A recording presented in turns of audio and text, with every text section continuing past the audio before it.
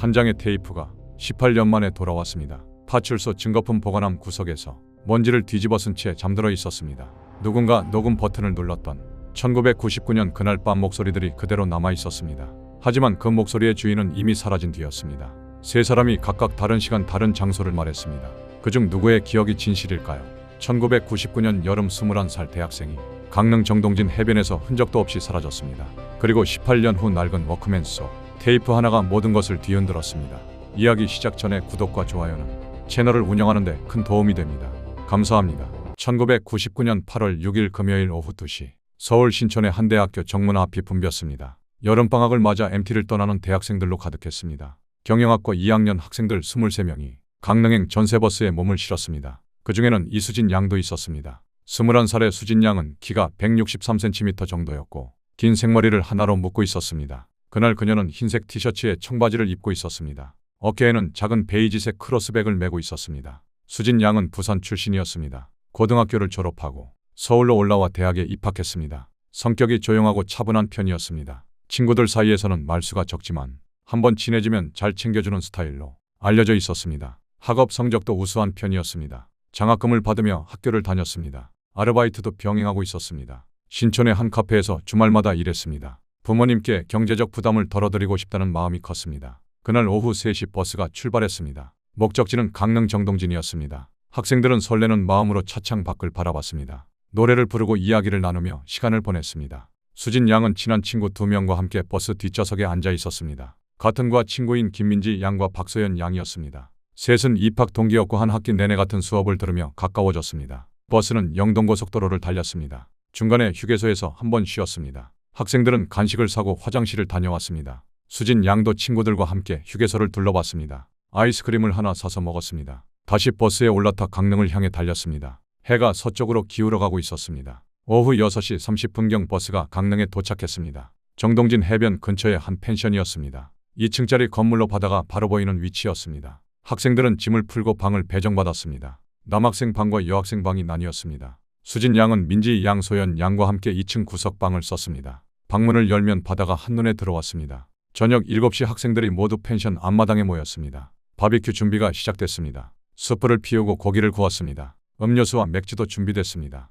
학생회장이었던 최진우 군이 간단한 인사말을 했습니다. 한 학기 동안 수고했다는 이야기와 함께 이번 MT를 즐기자는 내용이었습니다. 학생들은 박수를 치고 환호했습니다. 저녁 식사가 이어졌습니다. 고기가 익어가는 냄새가 바닷바람을 타고 퍼졌습니다. 학생들은 삼삼오오 모여 앉아 이야기를 나눴습니다. 수진 양은 친구들과 함께 조용히 식사를 했습니다. 술은 거의 마시지 않았습니다. 원래 술을 잘 마시지 못하는 편이었습니다. 대신 사이다를 마시며 친구들과 대화를 나눴습니다. 저녁 9시가 넘어가자 분위기가 무르익었습니다. 몇몇 학생들이 기타를 치며 노래를 불렀습니다. 다른 학생들도 함께 따라 불렀습니다. 펜션 주변으로 웃음소리가 퍼져나갔습니다. 바다에서 불어오는 시원한 바람이 기분 좋았습니다. 어둠이 내려앉고 하늘에는 별들이 하나둘 모습을 드러냈습니다. 밤 10시경 분위기가 조금 자유로워졌습니다. 학생들이 각자 원하는 대로 움직이기 시작했습니다. 일부는 펜션 안으로 들어가 쉬었습니다. 또 다른 학생들은 해변으로 나가 산책을 했습니다. 수진 양도 민지 양, 소연 양과 함께 해변으로 나가자고 했습니다. 밤바다를 보고 싶다고 했습니다.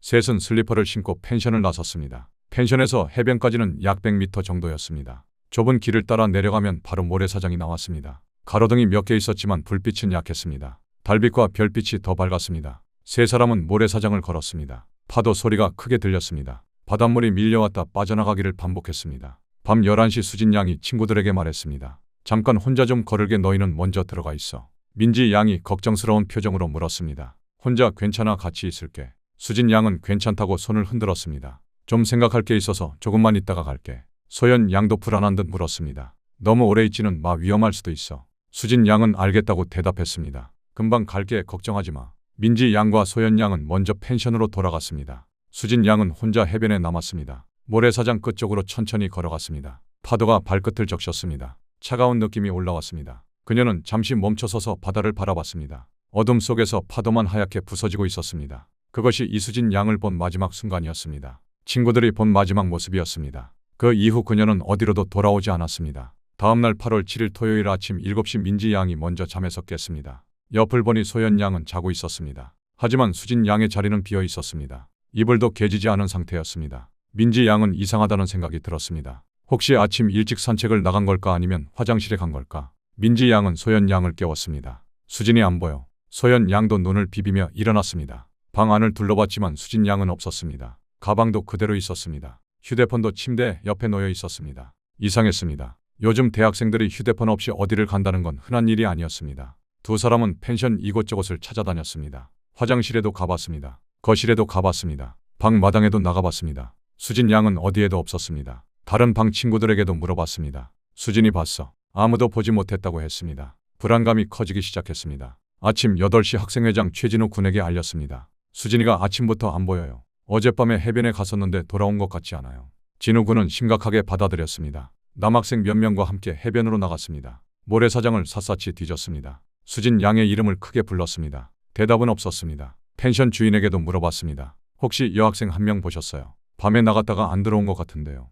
주인은 고개를 저었습니다. 아침에 일찍 나가는 손님은 못 봤다고 했습니다. 밤에도 특별한 일은 없었다고 했습니다. 아침 9시 진우 군이 경찰에 신고했습니다. 친구 한 명이 실종됐다고 했습니다. 어젯밤부터 보이지 않는다고 설명했습니다. 신고를 받은 강릉 해변파출소에서 경찰관이 출동했습니다. 2명의 경찰관이 펜션에 도착했습니다. 경찰관들은 먼저 학생들에게 상황을 물었습니다. 언제 마지막으로 봤나요? 어디서 봤나요? 무슨 옷을 입고 있었나요? 민지 양과 소연 양이 대답했습니다. 어젯밤 11시경 해변에서 헤어졌다고 했습니다.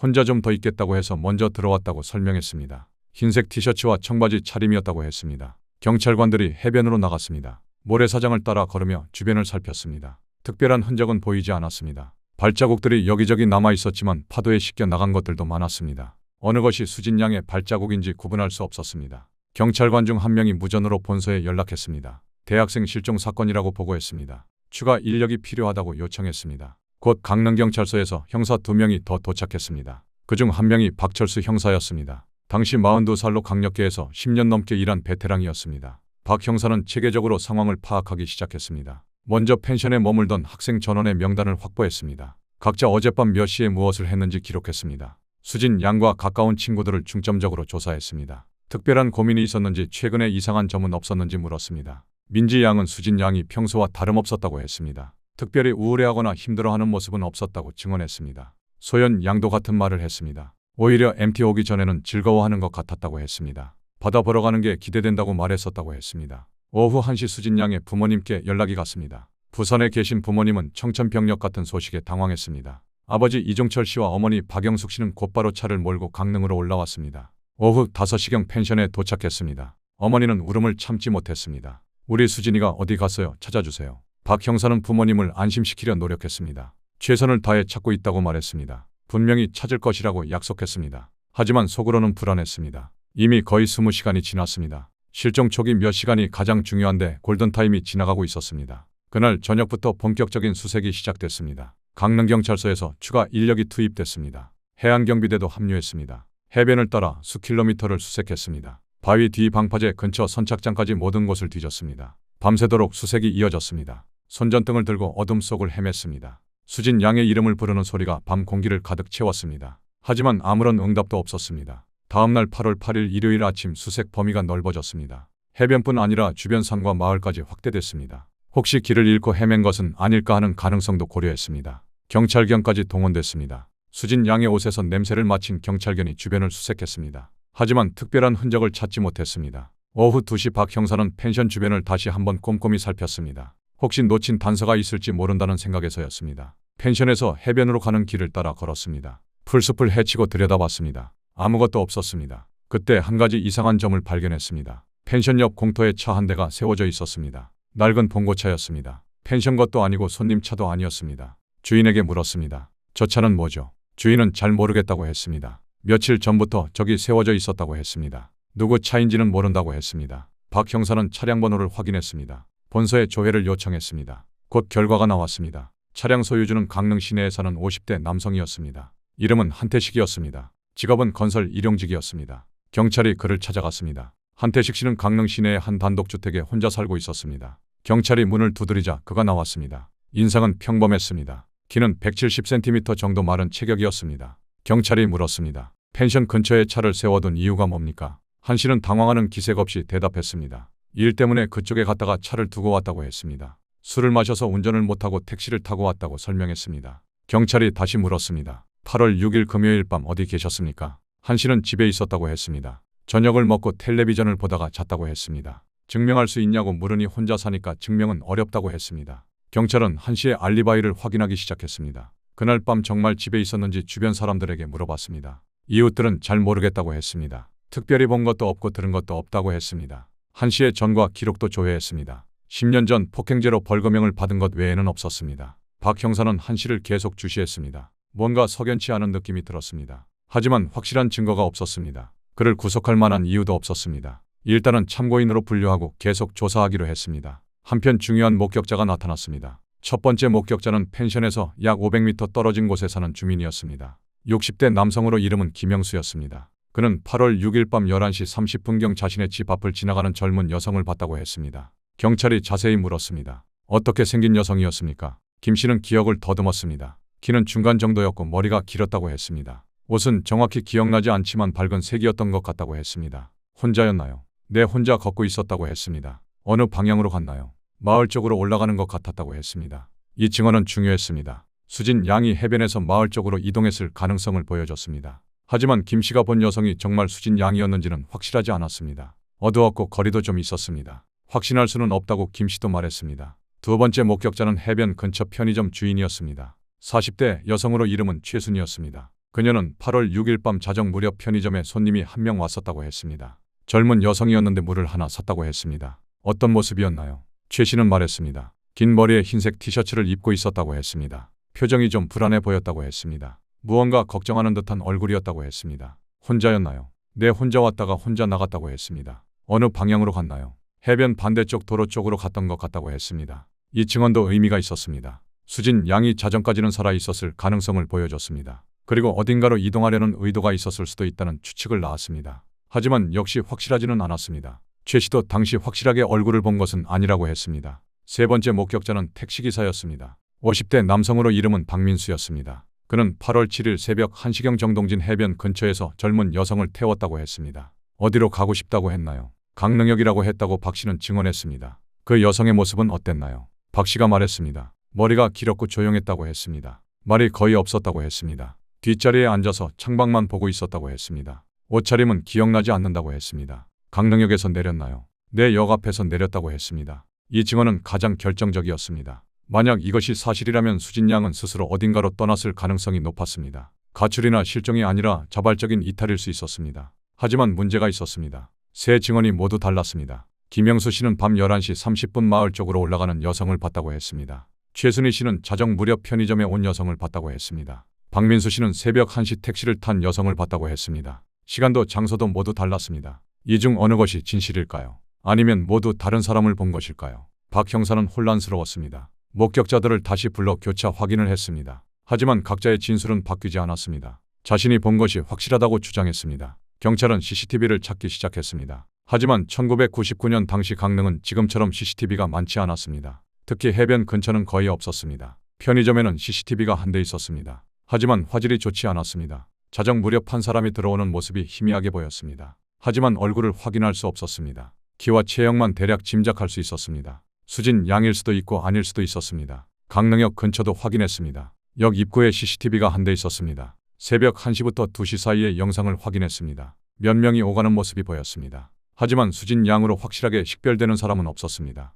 화질이 너무 떨어졌습니다. 수사는 점점 미궁으로 빠져들었습니다. 단서는 많지만 확실한 것은 없었습니다. 목격자도 여럿이지만 증언이 엇갈렸습니다. 수진 양이 어디로 갔는지 무슨 일을 당했는지 알 수 없었습니다. 8월 10일 수요일 수진 양의 오빠 이상훈 씨가 강릉에 도착했습니다. 25살로 서울에서 직장을 다니고 있었습니다. 동생이 실종됐다는 소식을 듣고 부랴부랴 내려왔습니다. 그는 직접 해변을 뒤지기 시작했습니다. 경찰 수색에 합류했습니다. 밤낮 없이 동생을 찾아 헤맸습니다. 부모님은 펜션 근처에 작은 방을 얻어 머물렀습니다. 매일 아침 해변으로 나가 기도했습니다. 수진이가 돌아오기를 간절히 빌었습니다. 전단지를 만들어 곳곳에 붙였습니다. 실종자를 찾습니다. 라는 제목 아래 수진 양의 사진이 있었습니다. 키 163cm 긴 생머리 흰색 티셔츠와 청바지 차림 8월 6일 밤 강릉 정동진 해변에서 실종 제보 바랍니다. 전단지는 강릉 시내 곳곳에 붙었습니다. 식당, 가게, 전봇대, 버스 정류장 어디든 눈에 띄는 곳이었습니다. 지역 신문에도 기사가 났습니다. 방송에서도 간단히 다뤘습니다. 실종된 대학생을 찾습니다.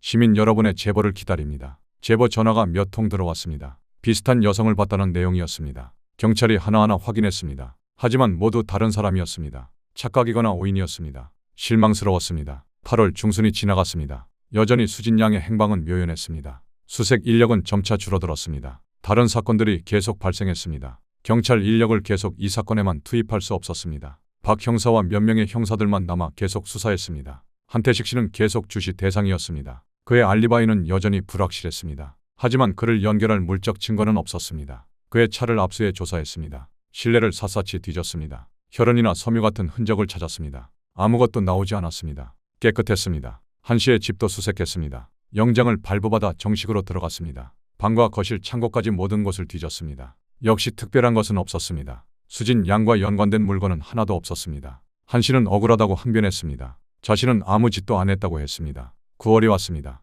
여름이 지나가고 있었습니다. 수진 양의 부모님은 여전히 강릉에 머물렀습니다. 포기할 수 없었습니다. 딸을 찾을 때까지는 돌아갈 수 없었습니다. 아버지는 매일 해변을 걸었습니다. 혹시 놓친 단서가 있을까 싶어서였습니다. 어머니는 펜션 주변을 배회했습니다. 수진이가 갑자기 나타날 것만 같았습니다. 오빠 상훈 씨는 서울로 돌아가야 했습니다. 직장을 계속 비울 수 없었습니다. 하지만 주말마다 강릉에 내려왔습니다. 부모님을 돕고 동생을 찾기 위해서였습니다. 친구들도 몇 차례 내려와 수색에 참여했습니다. 민지 양과 소연 양도 왔습니다. 최진우 군과 다른 과 동기들도 왔습니다. 모두 수진 양을 걱정했습니다. 하지만 시간이 흐를수록 희망은 희미해졌습니다. 한 달이 지나고 두 달이 지나도 아무 소식이 없었습니다. 수사는 사실상 중단 상태였습니다. 새로운 단서가 나오지 않았습니다. 목격자 증언도 더 이상 나오지 않았습니다. 사건은 점점 잊혀져 갔습니다. 10월 수진 양의 부모님이 부산으로 돌아갔습니다. 더 이상 강릉에 머물 수 없었습니다. 경제적으로도 힘들었습니다. 아버지는 일을 해야 했습니다. 하지만 마음은 여전히 강릉에 있었습니다.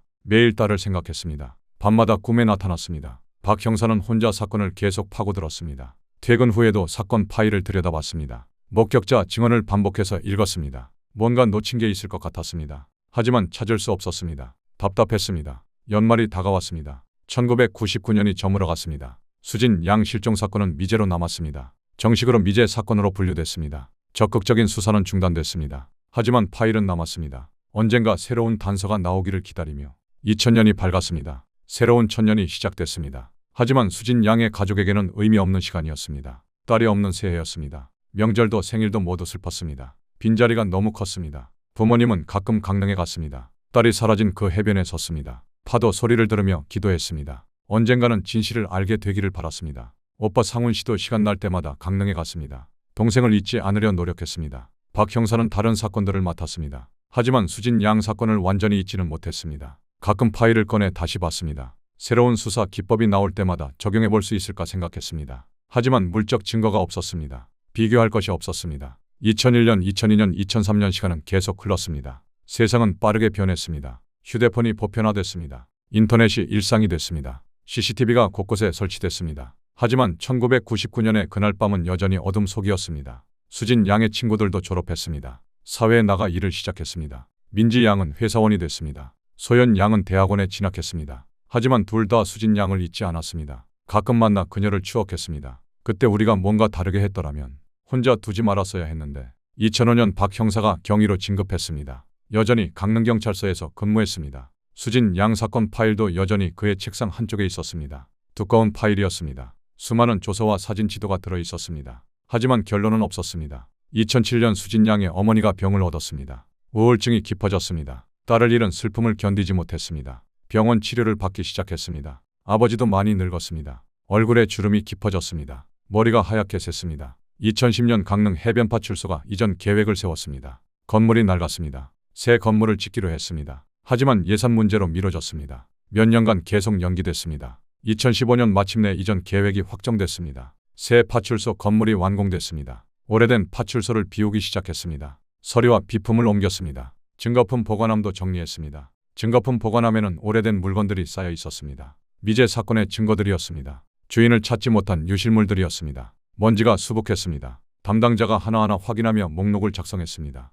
2017년 3월 드디어 이전이 완료됐습니다. 오래된 파출소는 철거될 예정이었습니다. 마지막 점검차 젊은 경찰관이 건물을 돌았습니다. 이름은 김준서였습니다. 28살로 2년 전 경찰이 됐습니다. 강릉이 고향이었습니다. 김 경관이 증거품 보관함 구석을 확인하고 있었습니다. 선반 뒤쪽에 작은 상자가 하나 있었습니다. 다른 물건에 가려져 보이지 않던 것이었습니다. 상자를 꺼내 열어봤습니다. 안에는 낡은 워크맨이 들어 있었습니다. 워크맨은 1990년대 유행하던 휴대용 카세트 플레이어였습니다. 요즘은 거의 보기 힘든 물건이었습니다. 김 경관은 신기한 듯 들여다봤습니다. 워크맨 안에 테이프가 들어 있었습니다. 라벨에는 손글씨로 1999.8.7이라고 적혀 있었습니다. 김 경관은 순간 뭔가 떠올랐습니다. 1999년 8월이면 그는 아직 초등학생이었습니다. 하지만 그 무렵 강릉에서 큰 사건이 있었다는 이야기를 들은 적이 있었습니다. 대학생 실종 사건이었습니다. 김 경관이 상자에 붙은 태그를 확인했습니다. 사건 번호가 적혀 있었습니다. 경찰서로 가져가 확인했습니다.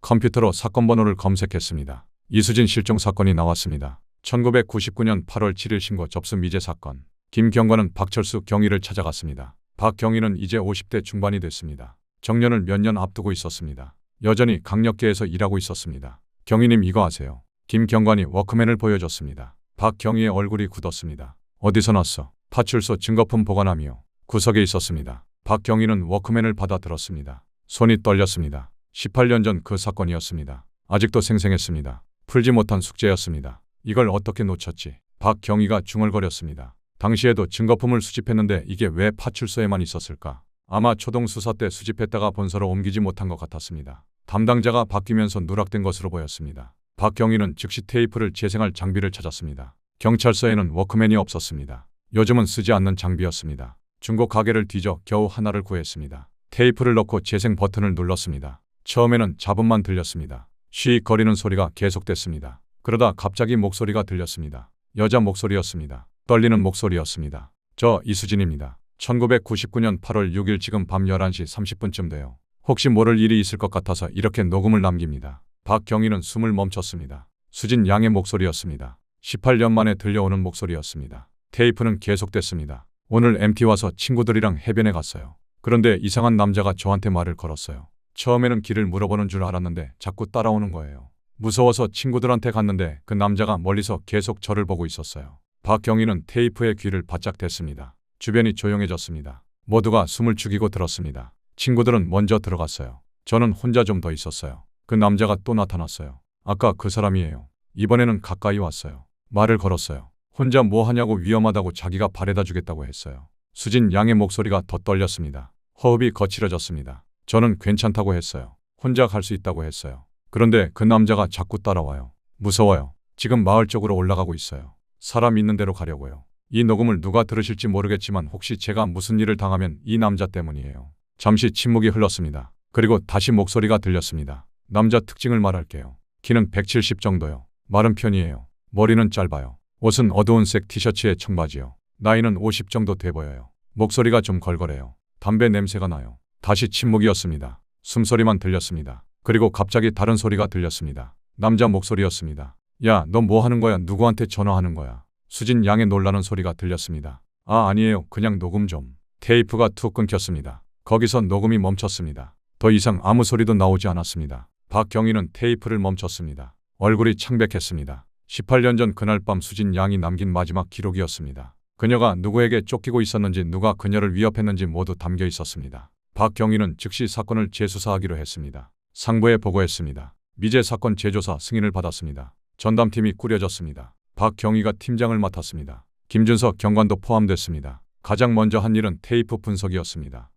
국립과학수사연구원에 의뢰했습니다. 음성 분석과 배경소음 분석을 요청했습니다. 일주일 후 결과가 나왔습니다. 수진 양의 음성이 맞다는 확인을 받았습니다. 가족이 제공한 다른 녹음과 비교한 결과였습니다. 배경소음도 분석됐습니다. 파도 소리가 희미하게 들렸습니다. 거리가 좀 있었습니다. 적어도 200m 이상 떨어진 것으로 추정됐습니다. 그리고 차 소리도 들렸습니다. 도로가 가까운 곳이었습니다. 이 정보를 바탕으로 수진 양의 이동 경로를 재구성했습니다. 밤 11시 친구들과 해변에서 헤어졌습니다. 혼자 남았습니다. 그때 낯선 남자가 접근했습니다. 수진 양은 무서워서 마을 쪽으로 올라갔습니다. 11시 30분경 마을 입구쯤에서 녹음을 시작했습니다. 그리고 남자에게 발각됐습니다. 녹음이 중단됐습니다. 그렇다면 그 이후에는 무슨 일이 벌어졌을까요? 수진 양은 어디로 갔을까요? 왜 목격자들의 증언이 엇갈렸을까요? 박경희는 다시 3명의 목격자를 찾아갔습니다. 18년이 지났지만 모두 강릉에 살고 있었습니다. 첫 번째 김영수 씨를 만났습니다. 이제 70대가 됐습니다. 김 씨는 여전히 그날 밤을 기억했습니다.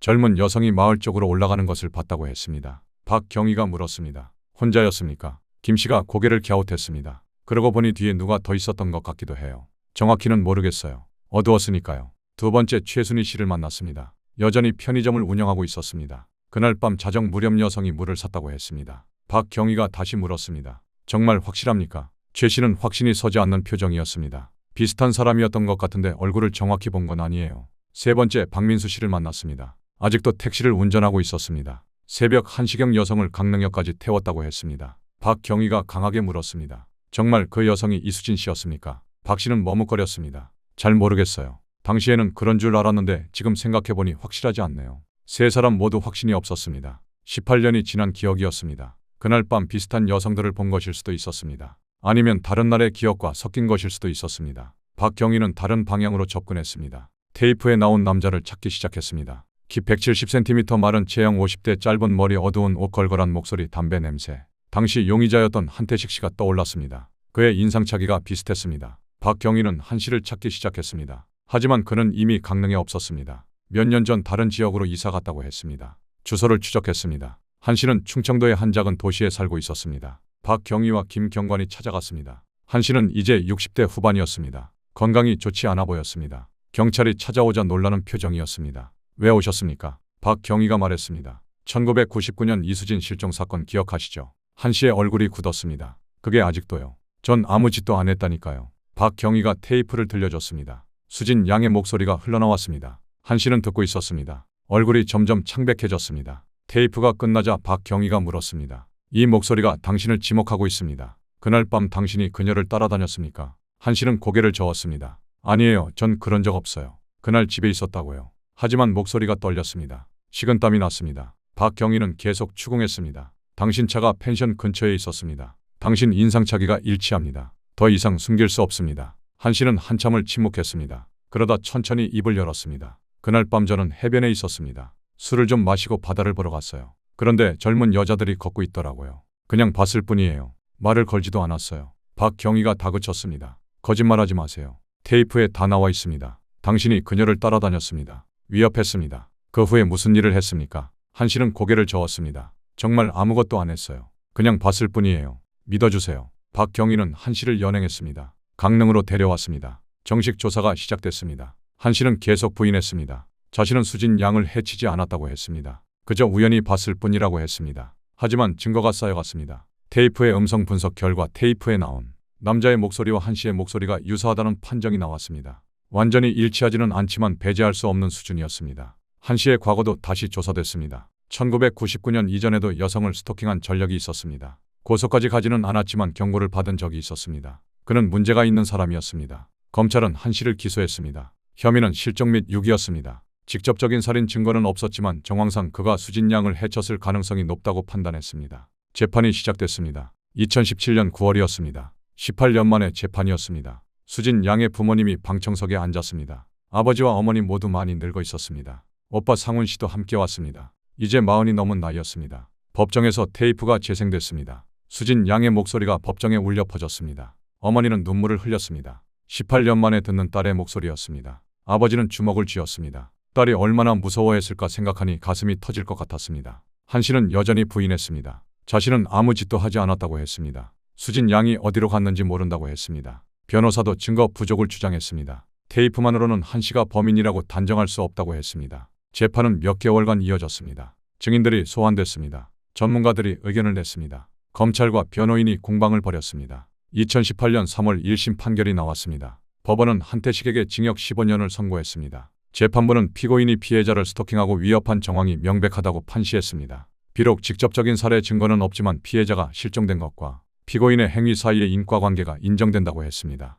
한 씨는 항소했습니다. 2심 재판이 진행됐습니다. 그런데 이번에는 상황이 달라졌습니다. 변호인 측이 새로운 전문가를 법정에 세웠습니다. 음향 전문가는 테이프 분석 결과에 대해 이의를 제기했습니다. 18년이라는 시간 동안 사람의 목소리는 변합니다. 노화로 인한 성대 변화가 있습니다. 게다가 당신 녹음 품질이 매우 좋지 않았습니다. 배경소음과 바람 소리가 목소리를 왜곡시켰습니다. 전문가는 단언했습니다. 이 정도 음질로는 동일 인물임을 단정할 수 없습니다. 유사성은 있지만 확신할 수 없는 수준입니다. 18년 전과 현재의 목소리를 비교하는 것 자체가 무리입니다. 검찰 측이 제시한 국립과학수사연구원의 감정 결과도 재검토됐습니다. 감정서를 자세히 들여다보니 애매한 표현들이 있었습니다. 완전히 일치한다가 아니라 배제할 수 없는 수준이었습니다. 유사하다와 동일하다는 전혀 다른 의미였습니다. 재판부는 이 부분을 중요하게 봤습니다. 형사재판에서는 합리적 의심이 없어야 합니다. 하지만 목소리 증거만으로는 그 기준을 충족하지 못했습니다. 그리고 결정적인 순간이 왔습니다. 2019년 여름 한 등산객이 강릉 인근 산에서 오래된 배낭을 발견했습니다. 경찰에 신고했습니다. 경찰이 확인해보니 1990년대 스타일의 배낭이었습니다. 안에는 낡은 학생증이 들어있었습니다. 이수진이라는 이름이 보였습니다. 경찰은 즉시 주변을 수색했습니다. 대규모 인력이 투입됐습니다. 탐지견도 동원됐습니다. 며칠간 수색이 이어졌습니다. 하지만 다른 흔적은 발견되지 않았습니다. 배낭만 덩그러니 있었습니다. 배낭을 정밀 감식했습니다. 오랜 세월 비바람에 노출되어 있었습니다. 내부에서 수진 양의 DNA가 검출됐습니다. 그녀의 것이 확실했습니다. 그런데 놀라운 결과가 나왔습니다. 배낭 손잡이 부분에서 미량의 제3자 DNA가 검출됐습니다. 수진 양의 것도 아니고 한태식 씨의 것도 아니었습니다. 완전히 다른 사람의 흔적이었습니다. 검찰은 당황했습니다. 이 DNA는 누구의 것일까요? 하지만 문제가 있었습니다. 워낙 미량이었고 20년 가까이 야외에 노출되어 있었습니다. 오염 가능성을 배제할 수 없었습니다. 등산객이나 발견자의 것일 수도 있었습니다. 법정에서 결정적 증거로 채택되기는 어려웠습니다. 하지만 변호인은 이 부분을 강하게 밀어붙였습니다. 제3자가 존재한다는 증거 아닙니까? 한태식 씨가 아닌 다른 누군가가 이 배낭을 만졌다는 의미입니다. 그렇다면 진범은 따로 있는 것 아닙니까? 배낭이 발견된 위치도 의문이었습니다. 펜션에서 약 5km 떨어진 산속이었습니다. 등산로에서 벗어난 곳이었습니다. 사람들이 잘 가지 않는 지역이었습니다. 경찰은 한 씨를 다시 조사했습니다. 교도소에서 그를 만났습니다. 배낭에 대해 물었습니다. 한 씨는 모른다고 했습니다. 자신은 그 산에 가본 적이 없다고 했습니다. 그 지역 자체를 모른다고 했습니다. 변호인은 한 씨의 동선을 재조사했습니다. 1999년 당시 한 씨가 소유했던 오토바이로는 그 산까지 가기 어려웠습니다. 도로 상태도 좋지 않았고 경사도 가팔랐습니다. 배낭을 들고 그곳까지 갔다는 것 자체가 비현실적이었습니다. 2심 재판부는 고심했습니다. 테이프는 있지만 목소리 동일성이 불확실합니다. 배낭은 발견됐지만 제3자의 흔적이 있습니다. 한 씨의 알리바이는 여전히 불완전하지만 물적 증거가 부족합니다. 합리적 의심을 넘어서는 확신을 가질 수 없었습니다. 2019년 11월 충격적인 판결이 나왔습니다. 2심 재판부는 한태식에게 무죄를 선고했습니다. 재판부는 판시했습니다. 피고인이 피해자와 접촉했을 가능성은 인정됩니다. 하지만 그것만으로 실종과 직접적인 인과관계를 입증하기에는 부족합니다. 목소리 감정은 시간적 한계와 기술적 한계가 있습니다. 배낭에서 발견된 제3자의 흔적은 또 다른 가능성을 제시합니다. 합리적 의심이 남아있는 상태에서 유죄를 선고할 수 없습니다. 법정은 술렁였습니다. 방청석의 수진 양 가족들은 믿을 수 없다는 표정이었습니다. 어머니는 그 자리에서 쓰러졌습니다. 아버지는 고개를 떨구고 주먹을 쥐었습니다. 오빠 상훈 씨는 눈물을 흘렸습니다. 검찰은 즉시 상고했습니다. 하지만 대법원은 2020년 2월 상고를 기각했습니다. 한태식 씨는 무죄로 풀려났습니다. 석방된 한 씨는 기자들 앞에서 말했습니다. 저는 아무 짓도 하지 않았습니다. 억울했습니다. 이제야 진실이 밝혀졌습니다. 하지만 그는 어디론가 사라졌습니다. 석방 직후 행방을 감췄습니다. 어디로 갔는지 아무도 모릅니다. 박철수 경위는 좌절했습니다. 18년을 쫓았던 용의자가 무죄로 풀려났습니다. 하지만 그는 여전히 의심을 멈추지 않았습니다. 한 씨가 진범이 아니라면 대체 누가 수진 양을 해친 것일까요? 아니면 정말 한 씨가 범인인데 증거 부족으로 풀려난 것일까요? 배낭에서 나온 제3자의 DNA. 그것은 무엇을 의미하는 걸까요? 정말 오염된 것일까요? 아니면 우리가 모르는 또 다른 사람이 있었던 걸까요? 목격자 3명의 엇갈린 증언도 다시 떠올랐습니다. 김영수 씨가 본 여성 뒤에 누군가 더 있었다고 했습니다. 최순희 씨가 본 편의점 손님은 정말 수진 양이었을까요? 박민수 씨가 태운 여성은 누구였을까요? 어쩌면 그날 밤 우리가 모르는 또 다른 사람이 있었을지도 모릅니다. 테이프에 나온 남자가 한태식이 아닐 수도 있습니다. 아니면 한태식 외에 또 다른 사람이 더 있었을 수도 있습니다. 진실은 여전히 어둠 속입니다. 2020년 사건 발생 21년째를 맞았습니다. 수진 양의 부모님은 여전히 딸을 기다렸습니다. 아버지는 이제 70이 넘었습니다. 어머니도 건강이 좋지 않았습니다. 하지만 희망을 완전히 놓지는 않았습니다. 언젠가는 딸의 소식을 듣게 될 것이라고 애써 믿으려 했습니다. 오빠 상훈 씨는 결혼했습니다. 아이도 낳았습니다. 딸이었습니다. 이름을 지을 때 동생을 생각했습니다. 수진이라는 이름을 넣고 싶었지만 아내가 만류했습니다. 대신 수진 양이 좋아하던 꽃 이름을 땄습니다. 친구 민지 양과 소연 양도 각자의 삶을 살았습니다. 하지만 수진 양을 잊지 않았습니다. 매년 8월 6일이 되면 강릉에 갔습니다. 그날 밤 수진 양이 사라진 해변에 섰습니다. 꽃을 넣고 기도했습니다. 미안하다고 말했습니다. 그때 함께 있어줬어야 했다고 말했습니다. 박철수 경위는 2021년 정년퇴직했습니다. 마지막까지 수진 양 사건을 놓지 않았습니다. 후배들에게 당부했습니다. 이 사건을 잊지 말라고 했습니다. 반드시 진실을 밝혀달라고 했습니다. 김준석 경사는 여전히 수사를 계속하고 있습니다. 배낭에서 나온 제3자의 DNA를 추적하고 있습니다. 언젠가 데이터베이스와 매칭될 날을 기다리고 있습니다. 새로운 목격자가 나타나기를 바라고 있습니다. 작은 단서라도 놓치지 않으려 노력하고 있습니다. 이수진 양 실종 사건은 한국 사회에 많은 교훈을 남겼습니다. 무엇보다 초동 수사의 중요성이었습니다. 워크맨 테이프가 18년 동안 파출소에 방치된 것은 시스템의 허점을 보여줬습니다. 증거품 관리가 얼마나 중요한지 깨닫게 했습니다. 이후 전국 경찰서에서 증거품 관리 시스템이 개선됐습니다. 모든 증거는 즉시 본서로 이관되도록 했습니다. 전산으로 관리하기 시작했습니다. 정기적인 점검도 의무화됐습니다. 또한 목격자 증언의 신뢰성 문제도 제기됐습니다. 세 사람의 증언이 모두 달랐던 것은 인간 기억의 불완전함을 보여줬습니다. 시간이 지나면 기억은 왜곡됩니다. 다른 기억과 섞입니다. 확신이 사라집니다. 이후 경찰은 목격자 조사 방법을 개선했습니다. 초기에 더 자세히 조사하도록 했습니다. 여러 번 반복 확인하도록 했습니다. 과학적인 면담 기법을 도입했습니다. 그리고 과학 수사의 한계도 드러났습니다. 목소리 감정도 완벽하지 않습니다. DNA 분석도 오염 가능성이 있습니다. 시간이 지날수록 증거는 훼손됩니다. 기술의 발전에도 불구하고 여전히 넘을 수 없는 벽이 있습니다. 무엇보다 이 사건은 피해자 가족의 고통을 보여줬습니다. 20년이 넘도록 딸을 기다리는 부모의 마음, 동생을 잊지 못하는 오빠의 아픔, 친구를 그리워하는 동기들의 슬픔, 그리고 진범을 잡지 못한 채 사건이 미궁에 빠진 절망.